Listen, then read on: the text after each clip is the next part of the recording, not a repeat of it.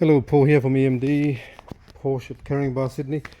Got this Porsche 911SC here that we're going to actually came in for a lot of work to be done on the car. So today I just want to show you one of the work we're doing. It's actually fuel tank. We just removed the fuel tank, so you can see all the rust. So this is the old fuel tank from this car. Let's come here to the front of the car and we'll show you what we're doing. So pretty much everything is off. That's a new fuse box we actually installed before, and this is the actual how it looks when the actual fuel tank is out. There's not much rust, as you can see underneath the tray at the bottom,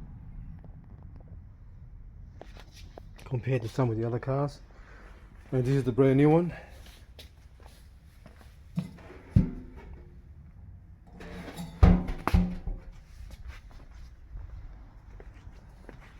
This is the one that we fitted the sport exhaust as well. So after this we're going to put the electronic warm-up regulator as well at the back, and we'll try it for the first time